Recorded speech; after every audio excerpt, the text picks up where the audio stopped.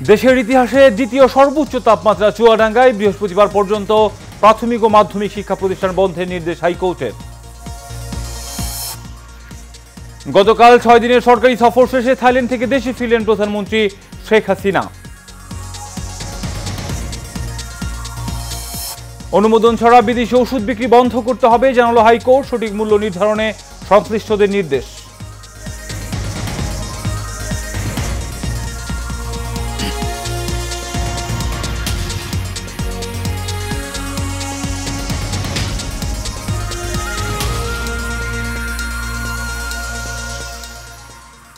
স্বাগত এশিয়ান সকালের সংবাদে, সঙ্গে আছে আমি কাউসার আহমেদ। এখন শুনছিলেন বিআরবি কেবল ইন্ডাস্ট্রিজ লিমিটেড সংবাদ শিরোনাম। চলে যাচ্ছে এই বিস্তারিত সংবাদে।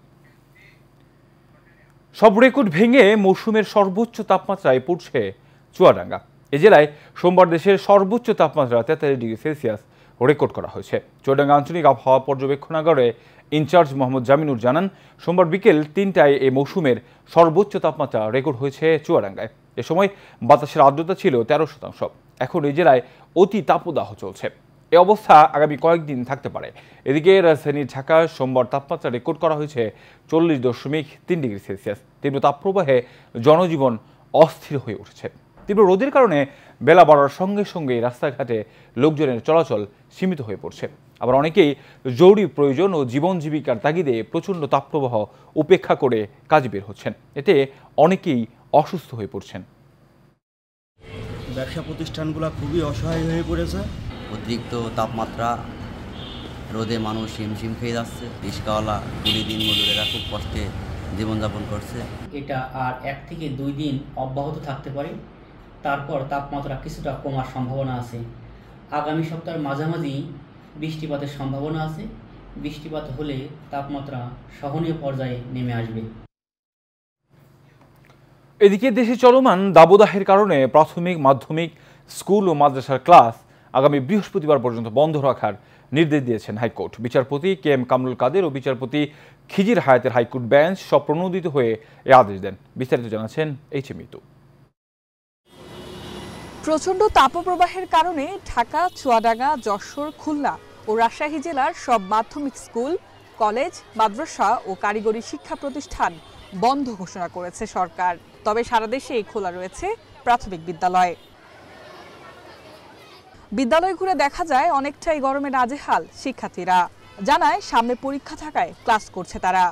গরমে অনেক খারাপ লাগতেছে, কষ্ট হইতেছে, তাও স্কুলে আসতে হইতেছে, সামনে পরীক্ষা। তার জন্য আমরা আসছি, ক্লাসে এসি নাই, তাই আমাদের খুব গরম লাগে। গরমে আমাদের অনেক কষ্ট লাগে, আমরা বারবার ঘেমে যাচ্ছি, পানির ভালো কোনো সুযোগ সুবিধা নেই।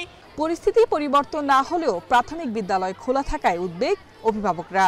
বলছেন আরো কয়েকদিন বন্ধ রাখা উচিত ছিল শিক্ষা প্রতিষ্ঠান। যেহেতু তো গরম শেষ হয় না, আরো কিছুদিন স্কুল বন্ধ থাকলে ভালো হতো, কারণ এখন অনেক গরম। আর 10 দিন বন্ধ থাকলে বাচ্চারা ভালো থাকতো। রাস্তার রোদ, আবার অনেকের পানির কারণে পাতলা পায়খানা হয়, অনেক টেনশন লাগে, জ্বর হয়। অনেক গরম, এই কারণে পোলাপান আসতে পারে না। সামনে পরীক্ষা, এই কারণে আমরা নিয়ে আসি স্কুলে। এদিকে প্রচন্ড গরমের এই বেহাল অবস্থায় শিশুদের ঘন ঘন পানি পান করা সহ রোদে না যাওয়ার পরামর্শ শিক্ষকদের। এবং বাচ্চাদেরকে বলছি ওরা যাতে পর্যাপ্ত পানি নিয়ে আসে, এবং স্কুলে আমাদের পানি আছে বা আমাদের ফিল্টার আছে, ওখান থেকে পানি দিচ্ছি যাতে বাচ্চাদের অসুস্থ না হয়। আর যে ন্যূনতম অসুস্থ হলে আমরা তাদেরকে ট্রিটমেন্টের ব্যবস্থা রাখছি। পর্যাপ্ত পানি রাখছি এবং 12:30টার মধ্যে টোটাল স্কুলটা আমরা খালি করে দিব যাতে গরমে ওদের সমস্যা না হয়।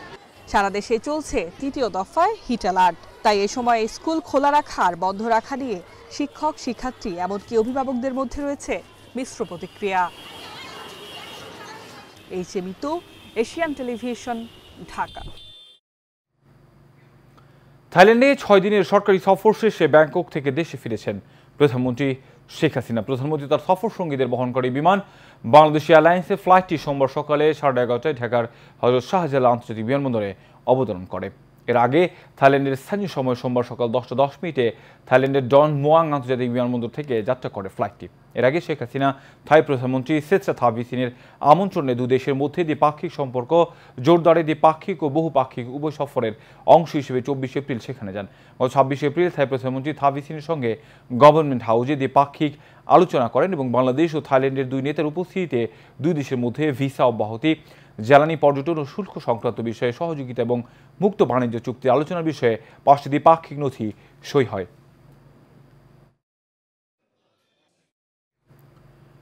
প্রতিদ্বন্দ্বিতাহীন ভোটার ছাড়া ভোট, চুন ছাড়া পান খাওয়ার মতো বলে মন্তব্য করেছেন নির্বাচন কমিশনার রাশিদা সুলতানা। এ সময় তিনি প্রার্থীদের আচরণ বিধি মেনে ভোটারদের ভোট কেন্দ্রে আনার পরিবেশ সৃষ্টি করার আহ্বান জানান। ঠাকুরগাঁও জেলা প্রশাসকের সম্মেলন কক্ষে উপজেলা পরিষদ নির্বাচনে প্রতিদ্বন্দ্বী প্রার্থীদের সঙ্গে মত বিনিময় সভায় এসব কথা বলেন তিনি।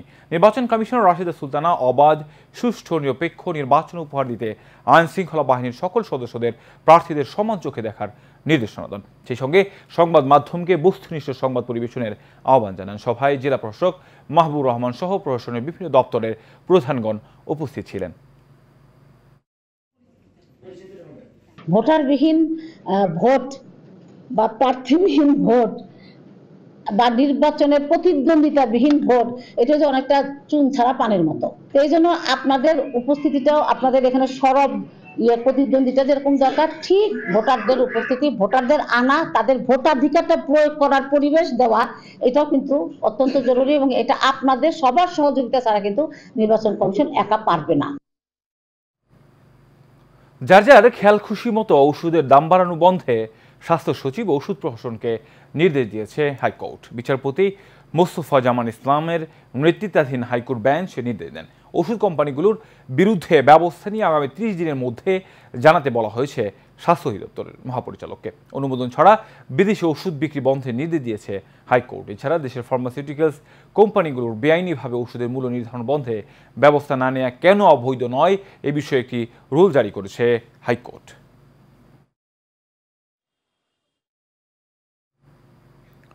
গঠনতন্ত্রের পরিপন্থী কার্যকলাপের কারণে বঙ্গবন্ধু সৈনিক লীগের কেন্দ্রীয় কার্যনির্বাহী কমিটির সহসভাপতি এম এ কাশেমকে সংগঠন থেকে অব্যাহতি দেওয়া হয়েছে।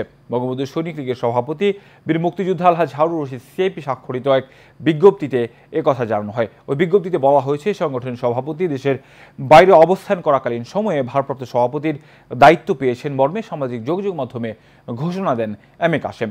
এই নিয়ে কারণ দর্শানোর নোটিশ দেওয়া হলে তার কোনো উত্তর না দিয়ে ব্যক্তিগত অফিসকে বঙ্গবন্ধু সৈনিক লীগের তথাকথিত অফিস হিসেবে ঘোষণা দিয়ে বঙ্গবন্ধু সৈনিক লীগের বিভিন্ন স্তরের নেতাকর্মীদের ডেকে তাদের মধ্যে বিভ্রান্তি ও বিভক্তি সৃষ্টির পায়তারা করেন। সদ্য অব্যাহতি দেওয়া সহসভাপতি এম এ কাশেমের বিরুদ্ধে আরও অভিযোগ রয়েছে। তিনি কক্সবাজারে গিয়ে স্থানীয় একটি হোটেলে নিজ অনুসারীদের নিয়ে সংগঠনের সভাপতির অনুমোদিত কমিটির বিরুদ্ধে সংবাদ সম্মেলন করেছেন। এতে স্থানীয় নেতাকর্মীদের মধ্যে বিভ্রান্তির সৃষ্টি হয়।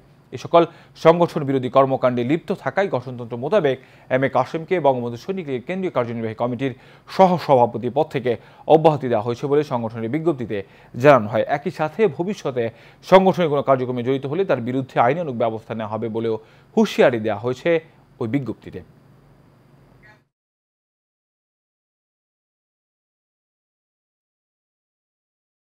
বিএফডিসিতে সাংবাদিক ও ক্যামেরা জার্নালিস্টদের উপর হামলার ঘটনায় জড়িতদের দ্রুত গ্রেপ্তার ও বিচার দাবি করেছেন দেশের সাংবাদিক সমাজ।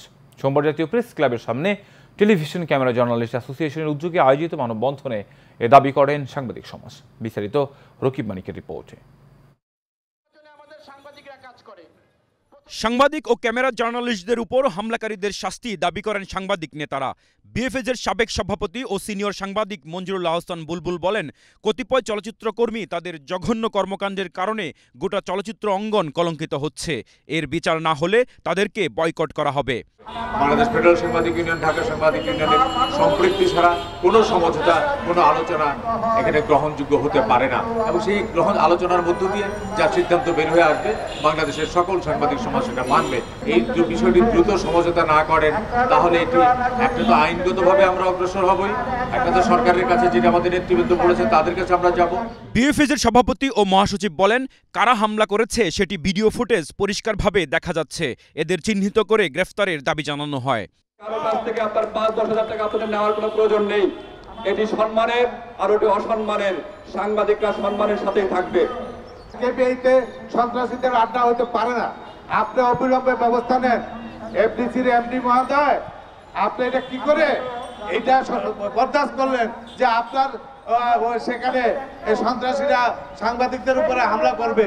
ইউনিয়ন নেতারা দাবি করেন, এই ঘটনার মীমাংসা হয়েছে বলে মিথ্যাচার করা হচ্ছে। শিল্পী সমিতির নেতারা কাঁধের সাথে বসে মীমাংসা করেছেন, এই প্রশ্ন এখন সবার। পুলিশ এবং স্বরাষ্ট্রমন্ত্রীকে আহ্বান জানাবো আগামী 24 ঘন্টার মধ্যে যেন এই সন্ত্রাসীদের গ্রেপ্তার করে আইনের আওতায় আনা হয়। অনুষ্ঠানে টিসিএর সভাপতি ও সাধারণ সম্পাদক বলেন, সুষ্ঠু বিচার না হলে কঠোর কর্মসূচি দেওয়া হবে। রকিব মানিক, এশিয়ান টেলিভিশন, ঢাকা।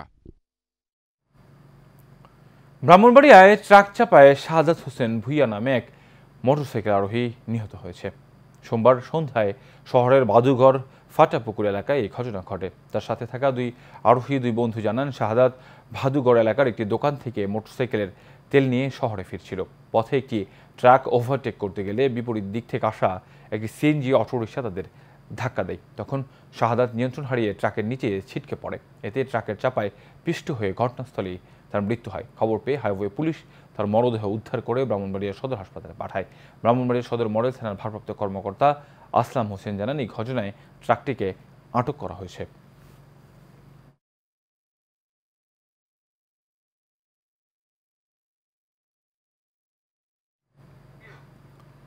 ঠাকুরগাঁয়ে সানু নামে এক যুবকের ঝুলন্ত মরদেহ উদ্ধার করেছে পুলিশ। গতকাল রানীশংকৈল উপজেলার নন্দুয়ার ইউনিয়নের গাজীরহাট পাঁচপির কবরস্থান পুকুরপাড়ে এই ঘটনা ঘটে। স্থানীয় পরিবার সূত্রে জানা গেছে, শানু প্রতিদিনের মতোই রাতের খাবার খেয়ে বাজারে চা খাওয়ার উদ্দেশ্যে বের হয়, তারপর আর ফিরে আসেনি। কয়েকজন কৃষক ধান খেতে পানি দিতে গিয়ে শানুর মরদেহ আম গাছের ডালে ঝুলতে দেখে পরিবার লোকজনকে খবর দেন। এই বিষয়ে রানীশংকৈল এএসপি সার্কেল রেজাউল করিম জানান, খবর পেয়ে ঘটনাস্থল থেকে মরদেহ উদ্ধার করে আইনগত প্রক্রিয়া শেষে ময়নাতদন্তের জন্য মর্গে পাঠানো হয়েছে। এটি হত্যা না আত্মহত্যা ময়নাতদন্তের রিপোর্ট না আসলে বলা যাবে না।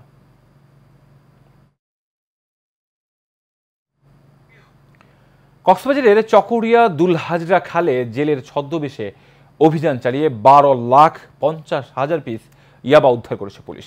চকরিয়া থানার ভারপ্রাপ্ত কর্মকর্তা শেখ মোহাম্মদ আলী জানান, বিপুল পরিমাণ ইয়াবা পাচার হচ্ছে এমন খবর পেয়ে পুলিশের একাধিক টিম নিয়ে জেলের ছদ্মবেশে অভিযানে নামে পুলিশ। অভিযানে মাদক পাচারকারীদের ট্রলারটি ধাওয়া করলে পাচারকারীরা নদীতে ঝাঁপ দিয়ে পালিয়ে যায়। তিনি জানান, মাদক পাচারকারীদের রেখে যাওয়া ট্রলার জব্দ করা হয়েছে। ট্রলারে তল্লাশি করে ইয়াবা ভর্তি 5টি ড্রাম উদ্ধার হয়। ড্রামের ভেতর থেকে 12,50,000 পিস ইয়াবা উদ্ধার করা হয়, যার আনুমানিক মূল্য 37,50,00,000 টাকা।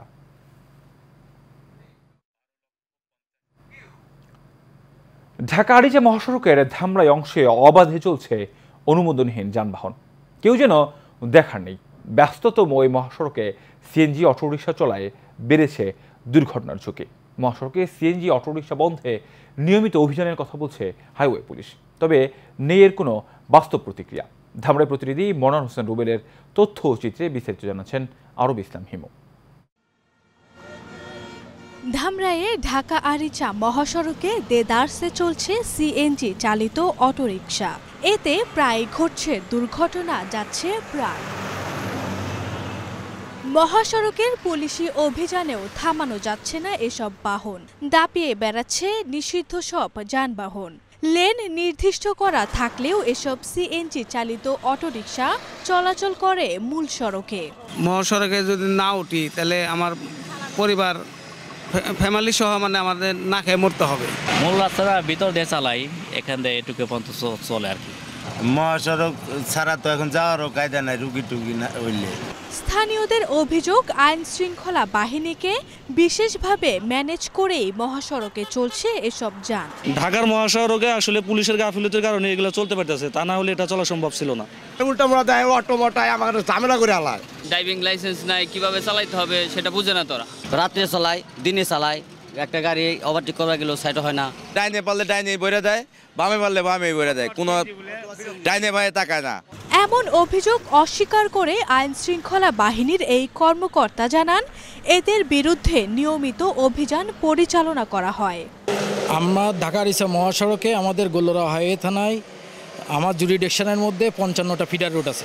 এই ফিডার রোডের মধ্যে দিয়ে আমাদের যে জনবল আছে, আমরা সবসময় চেষ্টা করি এই যে 3 চাকার যানবাহন যাতে মহাসড়কে চলাচল না করে। এই কারণে আমরা প্রতিদিন আমরা 2018 সালে সড়ক পরিবহন আইনে তাদের বিরুদ্ধে আমরা প্রসিকিউশন দাখিল করছি। সংশ্লিষ্ট কর্তৃপক্ষের কঠোর পদক্ষেপে মহাসড়কে এসব বিপজ্জনক যানবাহন চলাচল পুরোপুরি বন্ধ হবে, এমন প্রত্যাশা স্থানীয়দের। আরব ইসলাম হিমু, এশিয়ান টেলিভিশন।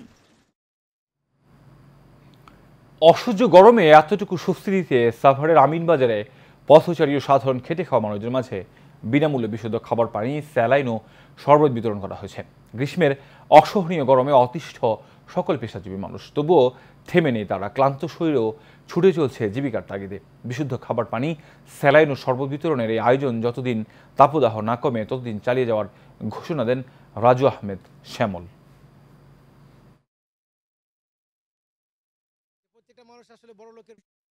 সংবাদ।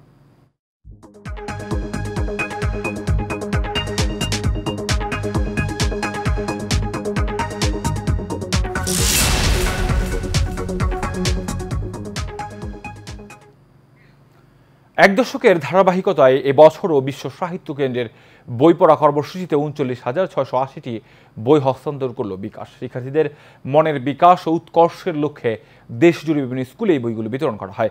আলোকিত মানুষ গড়ার কারিগর ও বিশ্ব সাহিত্য কেন্দ্রের প্রতিষ্ঠাতা এবং প্রধান নির্বাহী অধ্যাপক আবদুল্লাহ আবু সাঈদের হাতে বইগুলো তুলে দেন বিকাশের chief external and corporate affairs officer major general অবসরপ্রাপ্ত শেখ মোহাম্মদ মইনুল ইসলাম। শিক্ষার্থীদের মাঝে বই পড়ার অভ্যাস গড়ে তুলতে দায়িত্বশীল কর্পোরেট প্রতিষ্ঠান হিসেবে ২০১৪ সাল থেকে বিশ্ব সাহিত্য কেন্দ্রের এই দেশভিত্তিক উৎকর্ষ কার্যক্রমের সঙ্গে যুক্ত আছে বিকাশ।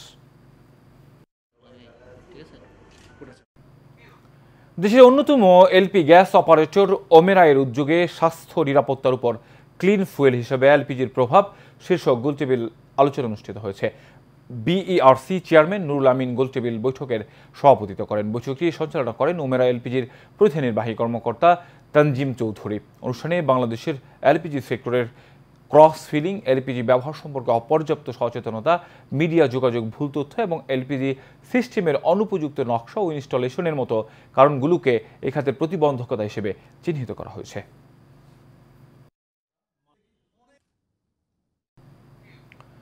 বিশ্বাসে একসাথে স্লোগানকে প্রতিপাদ্য করে কক্সবাজারে সম্প্রতি অনুষ্ঠিত হয়েছে দেশসেরা সিমেন্ট ব্র্যান্ড সেভেন রিং সিমেন্টের ডিলার কনফারেন্স। অনুষ্ঠানে উপস্থিত ছিলেন সেভেন রিং সিমেন্টের managing director Tahmina Ahmed, vice chairman Sheikh Raihan Ahmed, Sunsing group international হংকংয়ের director Ibnan Pasha, operations director Saif Rahman, group chief financial officer ও কোম্পানি সেক্রেটারি জনাব কাউসার আলম ও অন্যান্য কর্মকর্তাবৃন্দ এ সময় উপস্থিত ছিলেন।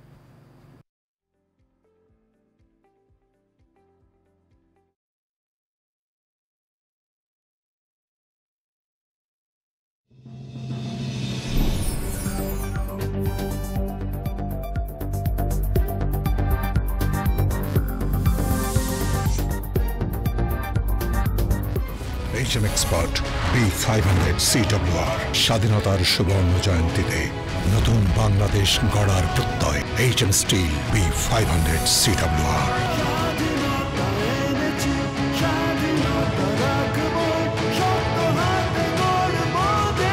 HM Steel। এবার HM Steel চট্টগ্রাম সংবাদ। চট্টগ্রাম এভারকেয়ার হাসপাতালে পল্লী চিকিৎসকদের মাঝে শিশু হৃদরোগ বিষয়ক সচেতনতামূলক এক কর্মশালা অনুষ্ঠিত হয়েছে। সোমবার সকালে হাসপাতালের অডিটোরিয়ামে আয়োজিত অনুষ্ঠানে উপজেলা পর্যায়ের শিশুদের হৃদরোগের কারণ ও প্রতিকার সহ করণীয় বিভিন্ন বিষয় তুলে ধরেন পেডিয়াট্রিক কার্ডিওলজি বিভাগের প্রতিষ্ঠাতা সিনিয়র কনসালটেন্ট ও কোঅর্ডিনেটর ডক্টর তাহেরা নাজরিন। এ সময় উপস্থিত ছিলেন হাসপাতালের chief operating officer Samir Singh সহ বিভিন্ন উপজেলা থেকে প্রায় 25 জন পল্লী চিকিৎসক ও হাসপাতালের কর্মকর্তাবৃন্দ।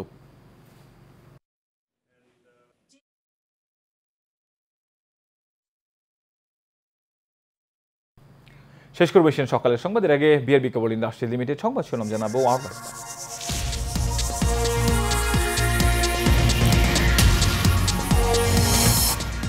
দেশের ইতিহাসে দ্বিতীয় সর্বোচ্চ তাপমাত্রা চুয়াডাঙ্গায়, বৃহস্পতিবার পর্যন্ত প্রাথমিক ও মাধ্যমিক শিক্ষা প্রতিষ্ঠান বন্ধের নির্দেশ হাইকোর্টের। 6 দিনের সরকারি সফর শেষে থাইল্যান্ড থেকে দেশে ফিরলেন প্রধানমন্ত্রী শেখ হাসিনা।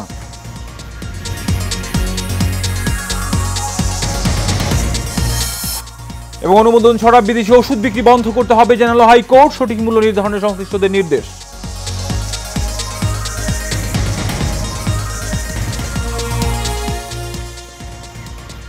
এশিয়ান সকালের সংবাদ এই পর্যন্তই। পরের সংবাদ দেখার আমন্ত্রণ রইল। ধন্যবাদ সবাইকে।